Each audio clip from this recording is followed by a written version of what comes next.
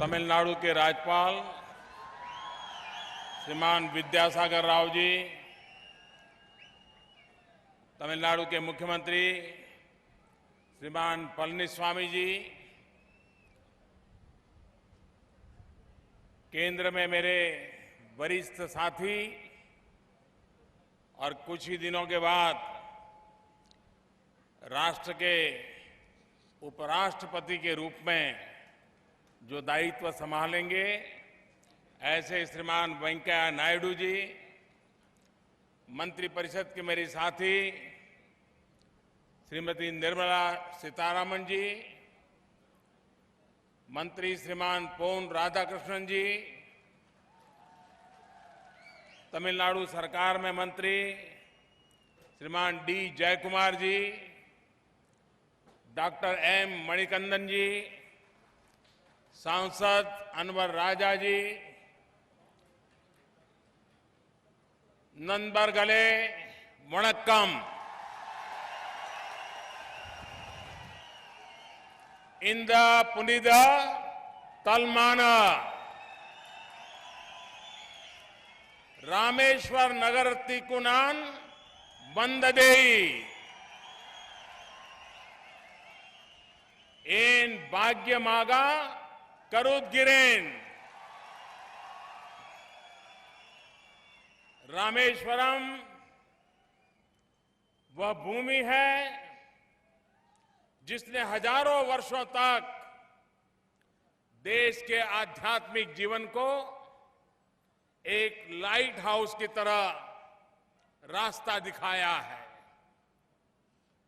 और इस सदी में रामेश्वरम एक और बात के लिए भी जाना जाएगा। अब्दुल कलाम जी के रूप में एक कर्मयोगी वैज्ञानिक, एक प्रेरक शिक्षक, एक प्रखर विचारक और एक महान राष्ट्रपति इस देश को देने के लिए रामेश्वरम जाना जाएगा।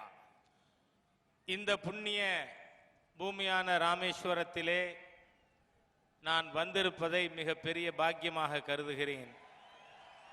இந்த ராமேஸ்வரமானது பல்லாயிரம் ஆண்டுகளாக இந்த நாட்டு மக்களுக்கு வழிகாட்டுகின்ற ஒரு புனித மையமாக இருந்திருக்கிறது.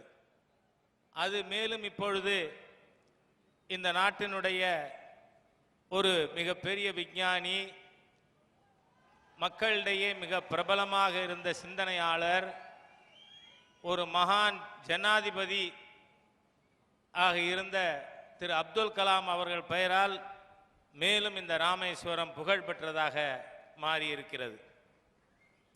It is a great honor for me to touch this sacred soil of Rameshwaram as home to one of 12 Jyotirlinga of our country. Rameshwaram is not only a religious center. Rameshwaram is also a center of deep spiritual knowledge, a Gyan Punja. இந்த புண்ணிய ராமேஸ்வரத்தினுடைய புனித மண்ணினை தொடுவதிலே நான் அதை பெருமிதமாக கருதுகிறேன். இது ஒரு மதத்தினுடைய மையமாக மட்டும் இருக்கவில்லை, இது ஆன்மீக பூமியாக தொடர்ந்து வழிகாட்டி வந்திருக்கிறது.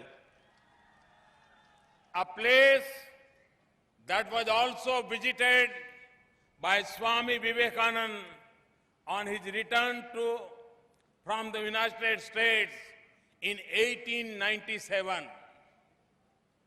இந்த புண்ணிய பூமியிலே சுவாமி விவேகானந்தர் அவர்கள் அவருடைய வெளிநாடு பயணம், சுற்றுப்பயணம் முடிந்து வந்து 1897 இந்த புண்ணிய மண்ணிலே கால் பதித்தார்கள். And it is this sacred land that gave to India one of its most famous sons, Dr. APJ Abdul Kalam. இந்த புண்ணிய பூமி இந்தியாவுடைய மகத்தான மகன் டாக்டர் ஏபிஜே அப்துல் கலாம் அவர்களை நமக்கு தந்திருக்கிறது. In his action and thoughts, Dr. Kalam always reflected the simplicity, depth and calmness of Rameshwaram. இந்த ராமேஸ்வரம் மண்ணிலே பிறந்த டாக்டர் அப்துல் கலாம் அவர்கள் மிகவும் அமைதியான ஆழமான சிந்தனையாளராக இருந்திருக்கிறார்கள். डॉक्टर एपीजे अब्दुल कलाम जी की पुण्यतिथि के दिन रामेश्वरम आना मेरे लिए एक बहुत ही भावुक पल है. पिछले वर्ष हमने यहां एक संकल्प किया था, आपसे वादा किया था कि कलाम साहब की याद में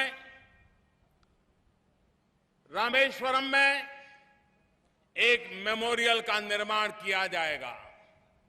मुझे खुशी है कि आज यह संकल्प पूरा हो रहा है.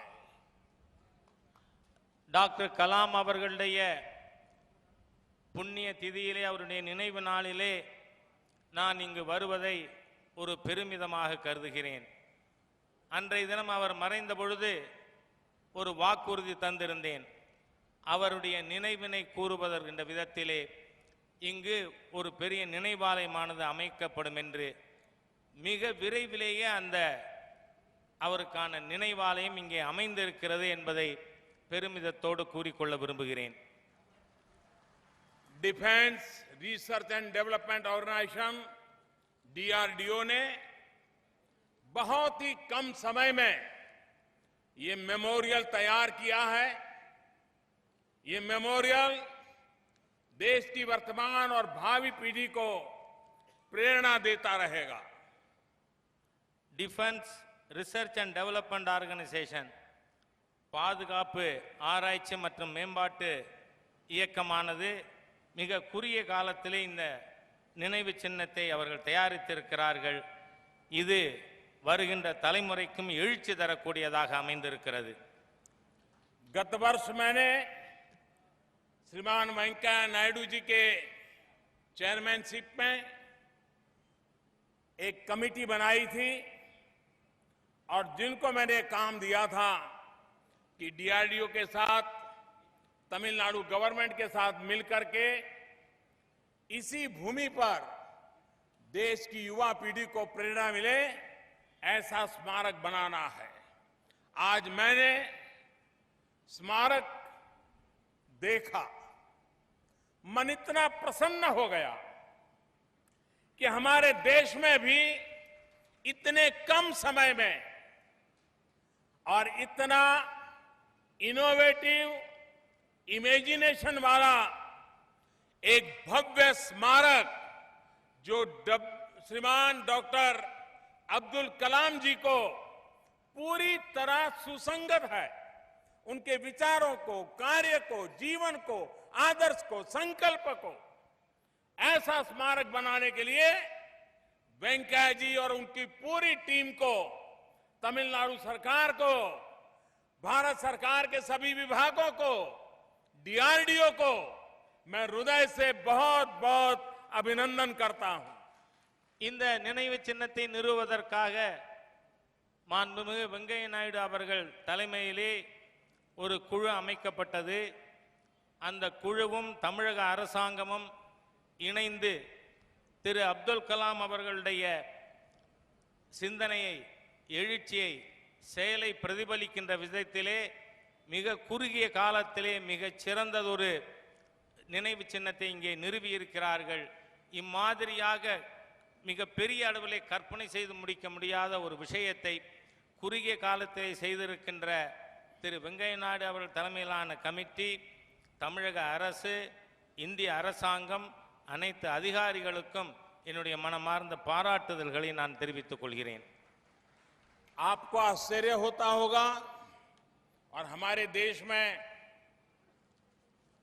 कोई काम अगर समय पर हो जाए, कल्पना के अनुरूप हो जाए, तो देशवासियों को आश्चर्य होता है कि सरकार भी ऐसा काम कर सकती है क्या?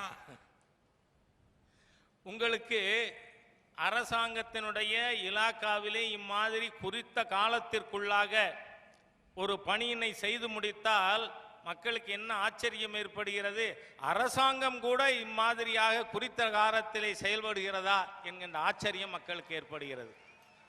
लेकिन ये संभव इसलिए है कि दिल्ली में आज ऐसी सरकार बैठी है, भारत सरकार को आपने जो दायित्व दिया है उसने पूरी कार्य संस्कृति बदली है और समय सीमा में काम पूरा करने का आग्रह सरकार में सफलतापूर्वक आगे बढ़ाया है. இன்று மத்தியிலே எம்மாதிரி அரசாங்கம் இருக்கிறது என்று சொன்னால், காலத்தினுடைய எல்லைக்குள்ளாக காலத்தை மதித்து செயலாற்றுகின்ற மிகப்பெரிய மாற்றத்தை ஏற்படுத்திய ஒரு அரசாங்கமானது டெல்லியிலே அமைந்திருக்கிறது. लेकिन ये बात हम न भूलें कि सिर्फ सरकार पैसे, प्लानिंग, पावर, इससे ही सारी कामें हो जाते हैं, ऐसा नहीं है. ये स्मारक की सफलता के पीछे एक और राज है और जिसके लिए 125 करोड़ देशवासी गर्व कर सकते हैं, वो आज मैं आपके सामने खोलना चाहता हूं. அதாவது டெல்லியிலே இருந்து கொண்டு திட்டமிட்டு செயல்படுத்துகின்ற அரசு என்பதல்ல, 125 கோடி மக்களுக்கு எம்மாதிரியான மாற்றத்தை கொண்டு வந்திருக்கிறோம் என்பதை நினைவுபடுத்துகின்ற சின்னமாக இது அமைந்திருக்கிறது என்பதை நான் உங்களுக்கு எடுத்துச் சொல்ல விரும்புகிறேன்.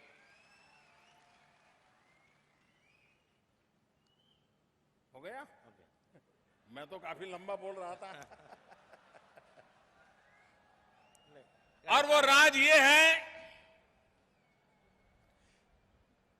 सरकार थी, पैसे थे, प्लानिंग था, फोकस के साथ काम हो रहा था, लेकिन इस काम को करने के लिए देश के हर कोने से जिन जिन को जिस विषय की महारत थी, ऐसे कारीगर आए थे, मजदूर आए थे, आर्टिस्ट आए थे, आर्किटेक्चर आए थे. हिंदुस्तान के हर कोने से आए हुए लोग इस काम को कर रहे थे. साथ साथ जो मजदूर काम करते थे, वे सुबह 8 बजे से 5 बजे तक सरकार के नियम से हिसाब से काम कर रहे थे. फिर 5 से 6 बजे तक 1 घंटा वो विश्राम करते थे, चाय पान लेते थे और फिर 6 बजे से 8 बजे तक एक्स्ट्रा काम करते थे. और उन्होंने कहा कि 6 से 8 हम जो काम कर रहे हैं उसके पैसे हम नहीं लेंगे. ये हमारी तरफ से अब्दुल कलाम जी को हमारे परिश्रम के द्वारा, हमारे पसीने के द्वारा हम उनको श्रद्धांजलि देंगे. அதாவது அரசாங்கமானது திட்டமிடுவது, அரசு அதிகாரிகள் இருப்பது, அவர்கள் அங்கிருந்து கொண்டு செய்வது என்பது போன்ற பணி அல்ல. இங்கே இந்த நினைவு சின்னம் அமைப்பதற்கு நாடு முழுவதிலும் இருந்து தொழிலாளர்கள் வந்திருக்கிறார்கள், அதற்கான ஓவியர்கள் வந்திருக்கிறார்கள், பணியாற்றக்கூடிய நிபுணர்கள் வந்திருக்கிறார்கள். காலையிலே 8 மணியிலிருந்து மாலை 5 மணி வரை தொடர்ந்து பணியாற்றி இருக்கிறார்கள். இதற்கு முன்பெல்லாம் காலையில் வருவாங்க, வந்ததுக்கு பிறகு கொஞ்ச நேரத்தில் தேநீர் அருந்ததுக்கான நேரம் போகும், அரட்டை அடிப்பார்கள், பணி செய்ய மாட்டார்கள்.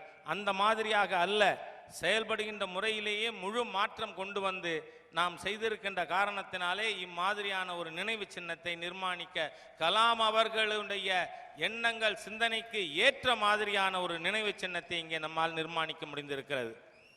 जिन मेरे गरीब मजदूर भाई बहनों ने इस भक्ति के साथ इस काम किया है, मैं उनको, उन सभी मजदूरों को इस पवित्र कार्य को पूरा करने के लिए शत शत वंदन करता हूं. இந்த பணியினை செய்து முடிப்பதற்காக இங்கு பணியாற்றுகின்ற ஒவ்வொரு பணியாளர்களுக்கும் என்னுடைய மகத்தான வணக்கங்களை நான் அவர்களுக்கு தெரிவித்துக் கொள்கிறேன். इन मजदूरों ने, कारीगरों ने इतना उत्तम काम किया है कि यहां उपस्थित सबसे मैं आग्रह करता हूं कि हम जगह पर खड़े होकर के उन मजदूरों को स्टैंडिंग ओवेशन दें, तालियां बजा करके उनका स्टैंडिंग ओवेशन करें.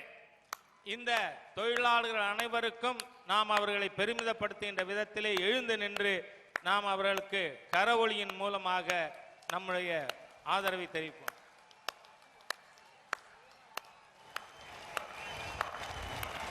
जब एक मजदूर राष्ट्रभक्ति के भाव से भर जाता है तो कितने महान काम करता है, इसका सबूत ये रामेश्वर में बना हुआ अब्दुल कलाम जी का स्मारक है. திரு அப்துல் கலாம் அவர்களுடைய இந்த நினைவு சின்னமானது அந்த தொழிலாளர்கள் அந்த குறிப்பிட்ட காலத்திற்கும் அதிகமாக 2 மணி நேரம் பணி அதிகமாக சம்பளம் வாங்காமல் செய்து இங்கு முடித்திருக்கின்ற இந்த பணி அப்துல் கலாம் அவர்களுடைய ஒரு சிந்தனையை பிரதிபலிக்கின்ற விதத்திலே இங்கு அது அமைந்திருக்கிறது. मैं आज अनुभव कर रहा हूं कि इस पल अगर मंच पर अम्मा होते, हमारे बीच में अम्मा की उपस्थिति होती और हमारे गरीब मजदूरों ने काम किया है, ये बात जब वो देखती सुनती तो शायद हमको अनेक अनेक शुभकामनाएं और आशीर्वाद देती. हमें आज अम्मा की गैर हाजिरी महसूस होती है. अम्मा के जाने के बाद मेरा ये पहला बड़ा तमिलनाडु के धरती पर कार्यक्रम है.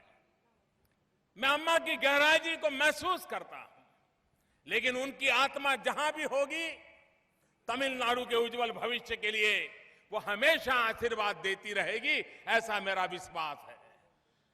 இங்கு மேடையிலே அம்மா அவர்கள், அதாவது முன்னாள் முதலமைச்சர் ஜெயலலிதா அவர்கள் இருந்திருப்பார்களேயானால் மிக பெரிய அளவிலே இதை பாராட்டி இருப்பார்கள்.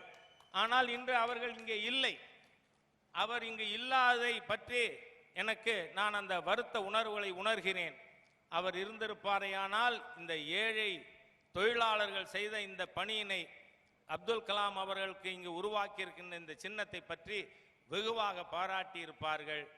அம்மா ஜெயலலிதா அவர்கள் இங்கு இல்லாததை நான் மிகப்பெரிய வருத்தமாக உணர்கிறேன். मैं आज रामेश्वर की इस पवित्र धरती से देश के लोगों से एक प्रार्थना करना चाहता हूं. हिंदुस्तान के हर कोने से लोग रामेश्वरम की यात्रा के लिए आते हैं, दर्शन के लिए आते हैं. टूर ऑपरेटर से भी मेरा आग्रह है, रामेश्वरम के यात्रियों से भी मेरा आग्रह है और देश की युवा पीढ़ी से भी मेरा आग्रह है कि आप जब भी रामेश्वरम की यात्रा करें, इस अब्दुल कलाम जी के मेमोरियल को देखने का अपने कार्यक्रम में जरूर जोड़ दें और नई पीढ़ी को प्रेरणा मिले. ऐसे इस प्रेरणा तीर्थ को आप जरूर आकर के देखें. இங்கு இந்த ராமேஸ்வரம் மண்ணிலிருந்து நாட்டு மக்களுக்கு நான் ஒரு வேண்டுகோள் வைக்கிறேன். பல்லாயிரக்கணக்கிலே இங்கே யாத்திரைகள் வருகிறார்கள். இங்கு அவர்கள் கோவிலுக்கு வருகை தருகிறார்கள். அம்மாதிரியாக இங்கு வருகின்ற பல்லாயிரக்கணக்கான யாத்திரைகளுக்கு என்னுடைய வேண்டுகோள் என்னவென்று சொன்னால், நீங்கள் உங்களுடைய ராமேஸ்வரம் புனித பயணத்தை திட்டமிடும் பொழுது டாக்டர் அப்துல் கலாம் அவர்களுடைய இந்த நினைவு சின்னத்திற்கும் வந்து இதை காண வேண்டும் என்று உங்களுடைய பயண திட்டத்திலே இது பங்கு பெற வேண்டும் என நான் உங்களிடம் கேட்டுக்கொள்கிறேன்.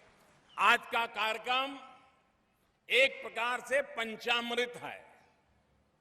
रेल, रोड, धरती, समंदर और अब्दुल कलाम जी का स्मारक, ऐसे 5 कार्यक्रम एक साथ आज अब्दुल कलाम जी की पुण्यतिथि पर मुझे करने का सौभाग्य मिला. இன்றைய தினம் 5 விதமான நிகழ்ச்சிகள் இங்கே நடந்திருக்கிறது. அதாவது ரயில், சாலை, மண், கடல், அப்துல் கலாம் அவர்களுடைய இந்த நினைவு சின்னம் ஆகிய 5 நிகழ்ச்சிகள் ஒருங்கே இந்த இடத்தில் இன்று நடந்தேறி இருக்கிறது. आज समंदर में हमारे मछुआरे छोटे छोटे नाव लेकर के जाते हैं. पता तक नहीं रहता है कि हिंदुस्तान की सीमा में है कि किसी दूसरे की सीमा में चले गए और अनेक कठिनाइयां भुगतनी पड़ती हैं. प्रधानमंत्री ब्लू रिवॉल्यूशन स्कीम हमने शुरू की है। उस स्कीम के तहत हमारे मछुआरा भाइयों बहनों को सरकार की तरफ से लोन मिलेगी, ग्रांट मिलेगी, सब्सिडी मिलेगी और उनको बड़े अच्छे ट्रोल मिले ताकि वो डीप सी में फिशिंग के लिए जा सके। तो आज उसका भी यहां प्रारंभ हुआ है और कुछ मछुआरा भाइयों को उसका चेक देने का भी मुझे सौभाग्य मिला है। இங்கு நம்முடைய மீனவர் சகோதரர்களுக்கு பல்வேறு பிரச்சனைகளை சந்திக்க நேரிடுகிறது. அவர்கள் நம்முடைய கடல் எல்லையை தாண்டி மற்ற நாட்டினுடைய கடல் எல்லைக்கு போகின்ற காரணத்தினாலே ஏற்படுகின்ற சிரமங்கள் இருக்கிறது. ஆகவே இந்த மீனவ சகோதரர்களுக்கு நாம் ஆழ்கடலிலே மீன் பிடிக்கின்ற இந்த படகினை கொடுப்பதன் மூலமாக அவர்கள் இந்த பிரச்சனைகளிலிருந்து விடுபட்டு மிகப்பெரிய பலன் அடைவதற்கான ஒரு திட்டம் இருக்கிறது. அதற்காக பிரதம மந்திரி நீல புரட்சி திட்டம், அந்த திட்டத்தின் மூலமாக இன்று ஒரு சில மீனவர்களுக்கு நாம் ஆழ்கடல் மீன்பிடி படகுகள் இங்கு கொடுக்கப்பட்டிருக்கிறது. रामेश्वर की धरती प्रभु रामचंद्र जी के साथ भी जुड़ी हुई है और आज मुझे खुशी है कि प्रभु रामचंद्र जी से जुड़ी हुई रामेश्वरी की धरती को प्रभु राम का जन्म स्थान अयोध्या की धरती के साथ जोड़ने वाली एक रेलवे ट्रेन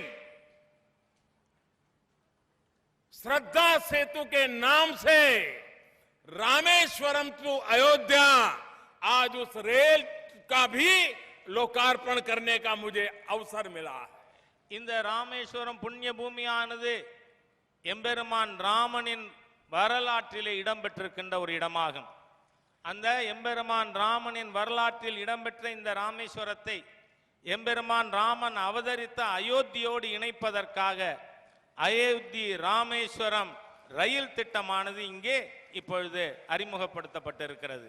उसी प्रकार से धनुषकोडी तक का जो रास्ता, जो लोग राम सेतु देखना जाना चाहते हैं, जो समुद्रिक मार्ग से आगे बढ़ना चाहते हैं, वो एक महत्वपूर्ण रोड का काम उसको भी पूर्ण कर दिया और वो भी आज मुझे देशवासियों को समर्पित करने का मौका मिला है. रेल का भी समर्पित, रोड का भी समर्पण.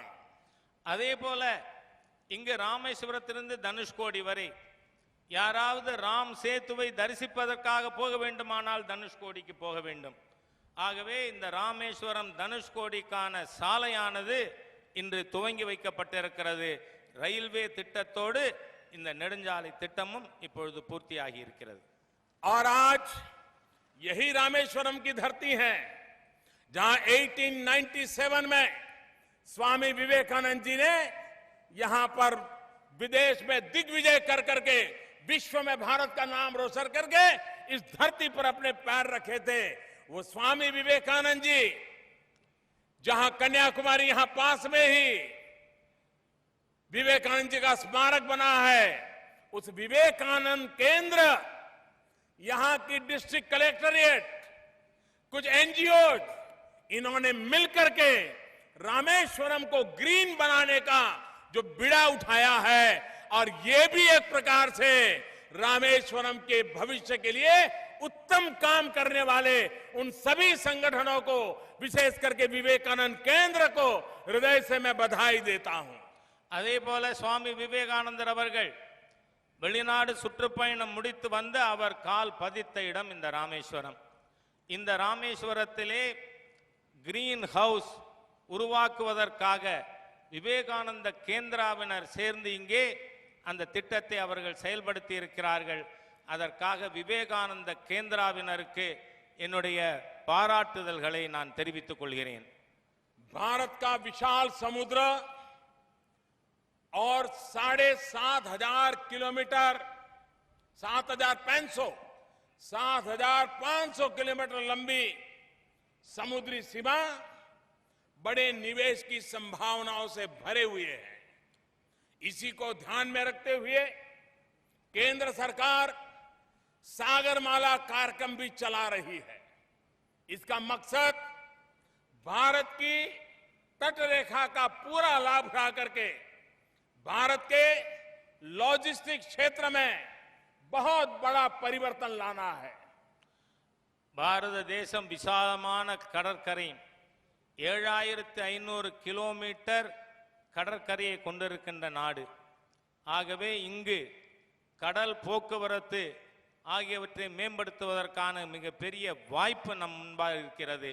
அதற்கான திட்டத்தினையும் நாம் மேற்கொண்டிருக்கிறோம். सागरमाला कार्यक्रम में आयात निर्यात और व्यापार की लॉजिस्टिक लागत को कम करना, उस दिशा में हम प्रयास कर रहे हैं। इस कार्यक्रम से देश के समुद्री तटों पर रहने वाले लोगों की जिंदगी में बहुत बड़ा बदलाव लाने का हमारा प्रयास है। இந்த சாகர்மாலா திட்டத்தின் மூலமாக ஏற்றுமதி, இறக்குமதி, வர்த்தகம் ஆகியவற்றிலே மிகப்பெரிய மூலதனம் ஏற்படுத்துவதற்கு மகத்தான வாய்ப்பு இருக்கிறது. அந்த சாகர்மாலா திட்டத்தின் மூலமாக இந்த பகுதி மக்களுக்கு, கடற்கரை வாழ் மக்களுக்கு மிகப்பெரிய வாய்ப்பினை ஏற்படுத்தி கொடுக்க முடியும். आपको ये भी जानकर के खुशी होगी कि जिस प्रकार से डीआरडीओ ने ये अब्दुल कलाम जी का स्मारक बनाया में काम किया है, उसी प्रकार से डीआरडीओ हमारी सैन्य शक्ति के लिए एक बहुत महत्वपूर्ण काम करने वाली इकाई है। लेकिन साथ साथ नागरिकों के लिए भी वो छोटे मोटे ऐसे काम करते हैं। ये जो रेलवे यहां से शुरू हो रही है, श्रद्धा सेतु रामेश्वरम से अयोध्या, वो एक ऐसी ट्रेन है जिसके अंदर सारे के सारे टॉयलेट बायो टॉयलेट के रूप में रखे गए हैं। स्वच्छता अभियान को बल देने का काम ये श्रद्धा सेतु इस ट्रेन के द्वारा भी होने वाला है। இந்த பகுதியிலிருந்து ஏழை எளிய மக்கள் பயணிக்கக்கூடிய இந்த ராமேஸ்வரம் அயோத்தி ரயிலிலே நாம் சுற்றுச்சூழலை மனதிலே கருத்தில் கொண்டு பயோ டாய்லெட் அதிலே ஏற்படுத்தப்பட்டு அந்த ரயிலானது இங்கிருந்து செல்லுகிறது. फ्रेंड्स, डॉक्टर कलाम ने अगर अपने जीवन में सबसे ज्यादा प्रेरणा अगर किसी को दी है तो हमारे देश के नौजवानों को दी है। आज का युवा अपने दम पर आगे बढ़ना चाहता है, खुद दूसरों को रोजगार देने वाला बनना चाहता है। युवा अपने सपने पूरे कर सके, इसलिए केंद्र सरकार ने startup India, stand up India जैसे कार्यक्रम शुरू किए हैं। டாக்டர் கலாம் அவர்கள் யார் மீதாவது அதிகமான அன்பு செலுத்தி இருந்தார்கள் என்று சொன்னால் அது இளைஞர்கள் மீது. ஆகவே அந்த இளைஞர்கள் அவர்கள் முன்னேற்றத்திற்காக stand up India, start up India ஆகிய திட்டங்கள் அந்த இளைஞர்கள் வேலை தேடுபவர்களாக அல்ல, அடுத்தவருக்கு வேலை தருபவர்களாக அவர்களை உருவாக்குவதற்கான திட்டங்கள் கொண்டு வரப்பட்டு இருக்கிறது. नौजवानों के कौशल विकास के लिए देश के हर जिले में ट्रेनिंग सेंटर, स्किल डेवलपमेंट के केंद्र खोले जा रहे हैं। अपना कारोबार शुरू करने के लिए युवाओं को बैंक गारंटी जैसी दिक्कतों का सामना ना करना पड़े, इसलिए केंद्र सरकार मुद्रा योजना चला रही है। देश में अब मुद्रा योजना के तहत 8 करोड़ से ज्यादा खाता धारकों को बिना बैंक गारंटी 4 लाख करोड़ से भी ज्यादा रुपए उनको दिए गए हैं ताकि वो अपनी जिंदगी का रास्ता चुन सके, आगे बढ़ सके। இளைஞர்களுக்கு அவர்கள் திறன் மேம்பாட்டு ஏற்படுத்தி அவர்கள் தொழில் துவங்குவதற்காக வங்கிகளில் யாரோட கேரண்டியும் ஜாமீனும் இல்லாமல் அவர்களுக்கு நிதி வசதி ஏற்படுத்தி கொடுப்பதற்காக முத்ரா வங்கி கடன் திட்டமானது கொண்டு வரப்பட்டது. அதன் மூலமாக 8 கோடிக்கு மேற்பட்ட வங்கி கணக்கு வைத்திருப்பவர்களுக்கு கடன் 4 லட்சம் கோடி ரூபாய் கடன் கொடுக்கப்பட்டிருக்கிறது. அதன் மூலம் அவர்கள் சொந்தமாக தொழில் புரிகின்ற வாய்ப்பு ஏற்படுத்தி தரப்பட்டிருக்கிறது. और मुझे खुशी है कि इसमें से 1 करोड़ से ज्यादा लोग अकेले तमिलनाडु के हैं। ये आंकड़ा स्वरोजगार की तरफ तमिलनाडु के युवाओं को कितना उत्साह है, उमंग है, उसकी रुझान को भी दिखा रहा है। இதிலே எனக்கு மிக மகிழ்ச்சிகரமான விஷயம் என்னவென்று சொன்னால், அந்த 8 கோடியிலே 1 கோடிக்கு மேற்பட்ட இளைஞர்கள் தமிழகத்தைச் சேர்ந்தவர்கள். இங்கு இந்த தமிழக இளைஞர்களுடைய திறன் மற்றும் திறமையை பற்றி நமக்கு இது எடுத்துக்காட்டாக அமைந்திருக்கிறது. केंद्र सरकार राज्य में इंफ्रास्ट्रक्चर के विकास पर भी जोर दे रही है। न्यू इंडिया बिना न्यू तमिलनाडु संभव नहीं है और इसलिए राज्य में मूलभूत सुविधाओं को बढ़ाने में राज्य सरकार की भरपूर मदद की जा रही है। இந்த முன்னேற்றங்கள் மாநில அரசாங்கத்தினுடைய ஒத்துழைப்போடும் மத்திய அரசாங்கம் இணைந்து செயல்படுத்த வேண்டும். ஆகவே மாநில அரசும் இதோடு இணைந்து செயலாற்றிக் கொண்டிருக்கிறது. मैं तमिलनाडु के मुख्यमंत्री का आभारी हूं कि उन्होंने भारत सरकार जिन कार्यक्रमों को आगे बढ़ा रही है उससे तमिलनाडु को जो लाभ मिल रहा है उसका सार्वजनिक रूप से उसका स्वागत किया, धन्यवाद किया। मैं भी उनके इस सहयोग के लिए उनका धन्यवाद करता हूं। தமிழக முதலமைச்சர் அவர்களுக்கு மத்திய அரசாங்கத்தின் திட்டங்களை மக்களிடம் எடுத்துச் செல்வதற்கான அவர்களுடைய ஆதரவை நான் பாராட்டுகிறேன். மத்திய அரசாங்கமும் தமிழகத்திற்காக முன்னேற்றத்திற்காக முழு ஒத்துழைப்பும் மாநில அரசாங்கத்திற்கு தரும். स्मार्ट सिटी मिशन के लिए तमिलनाडु के 10 शहरों को चुना गया है। इनमें चेन्नई, कोयम्बटूर, मदुरई, तंजावर ऐसे सभी बड़े शहर उसमें शामिल है। அதே போல தமிழகத்திலே ஸ்மார்ட் சிட்டி முன்னேற்றத்திற்கும் மிக பெரிய அளவிலே மத்திய அரசாங்கமானது உதவி இருக்கிறது. சென்னை, மதுரை, கோயம்புத்தூர், காஞ்சி போன்ற நகரங்களை ஸ்மார்ட் சிட்டியாக நாம் அறிவித்திருக்கிறோம். इन शहरों के लिए केंद्र सरकार लगभग 900 करोड़ रुपए रिलीज कर चुकी है, करीब करीब 1000 करोड़ रुपया। இந்த நகரங்களை மேம்படுத்துவதற்காக இதுவரை 900 கோடி ரூபாய் ஏற்கனவே மத்திய அரசாங்கம் அதை அளித்துள்ளது. अमृत मिशन में भी तमिलनाडु के 33 शहरों 33 सिटीज को शामिल किया गया है। केंद्र सरकार ने तमिलनाडु के लिए 4700 करोड़ रुपए से ज्यादा स्वीकृत कर लिए हैं। इस पैसे का इस्तेमाल इन 33 शहरों में बिजली, पानी, सीवेज, सफाई और गार्डन जैसे सुविधाओं को मजबूत कर बनाने के लिए किया जाएगा। அதே போல அம்ருத் நகரங்கள் மத்திய அரசாங்கம் 33 அம்ருத் நகரங்களை இங்கே தெரிவு செய்து அதற்காக இதுவரை 4700 கோடி ரூபாய் நிதி அளித்திருக்கிறது. இதன் மூலமாக ஒவ்வொரு நகரங்களிலும் மின்சாரம், குடிநீர், சுகாதாரம் ஆகியவற்றை மேம்படுத்துவதற்காக இந்த திட்டமானது அளிக்கப்பட்டிருக்கிறது. इस योजना का भरपूर लाभ रामेश्वरम को भी मिलेगा और उसके साथ साथ 33 शहर जिसमें मदुरई, टुटिकोरिन, तिरुनेलवेली और नागरकोइल भी शामिल है।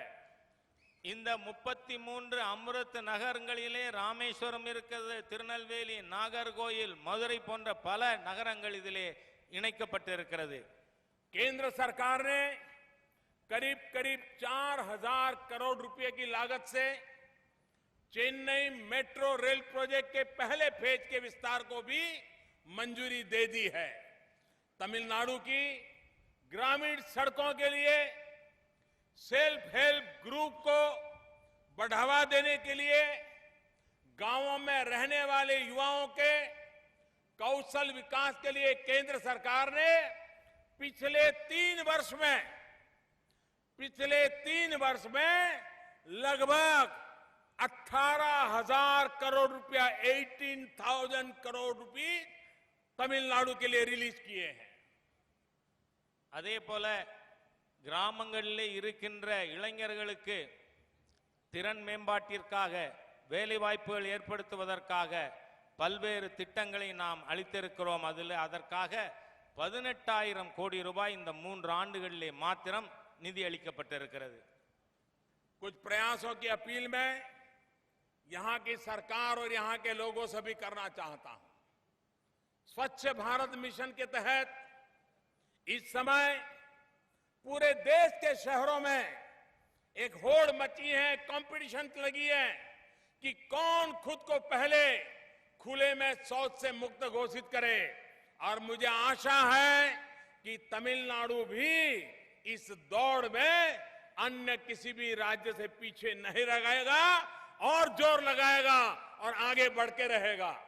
அதே போல தூய்மை இந்தியா திட்டத்திலே இங்கு இருக்கின்ற நகரங்கள் கிராமங்கள் தூய்மையாக வைத்திருப்பதற்கான திட்டத்திலே எனக்கு நல்ல நம்பிக்கை இருக்கிறது. தமிழகமும் எந்த ஒரு மாநிலத்திற்கும் இந்த தூய்மை இந்தியா திட்டத்திலே பின்தங்காது, இது முன்னேறி செல்லும் என்கின்ற நம்பிக்கை இருக்கிறது. इसी तरह राज्य सरकार मानती है कि यहां के शहरों में 8 लाख से ज्यादा गरीब परिवारों के लिए घर की जरूरत है। प्रधानमंत्री आवास योजना शहरी के माध्यम से इस डिमांड को पूरा किया जा सकता है।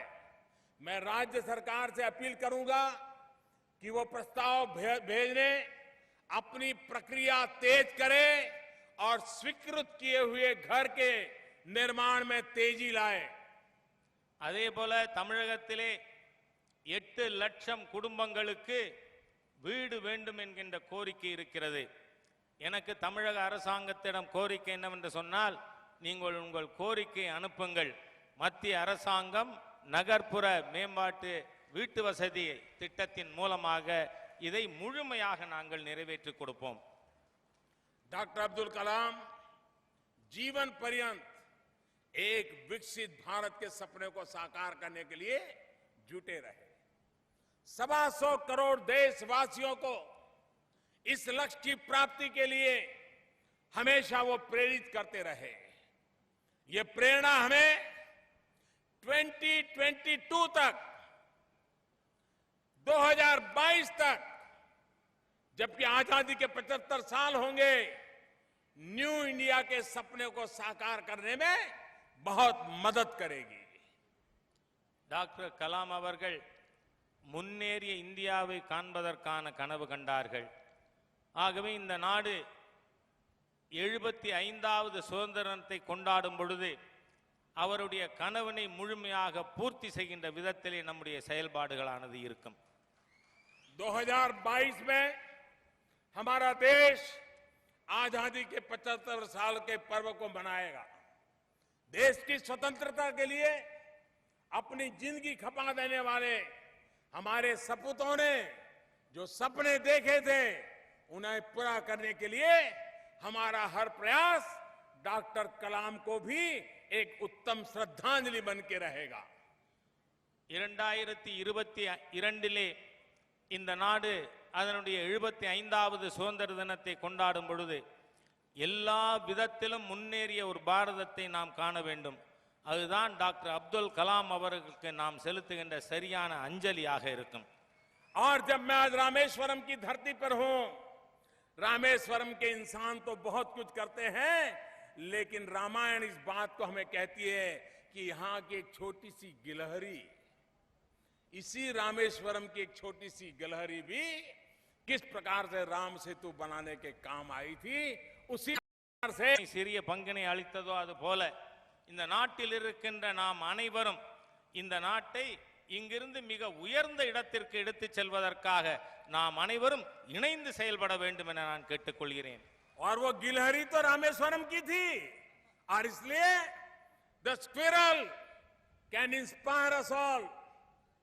रामायणातील Anil Polad, if 125 crore Indians take just one step each, India will march 125 crore steps ahead. அதாவது ராமாயணத்திலே அந்த அணிலை போல இங்க இருக்கின்ற 125 கோடி மக்களும் ஒவ்வொருவரும் நாம் ஒரு அடி முன்னால் எடுத்து வைத்தால் 125 கோடி அடி இந்த நாடு முன்னேறியதாக அது அமையும்.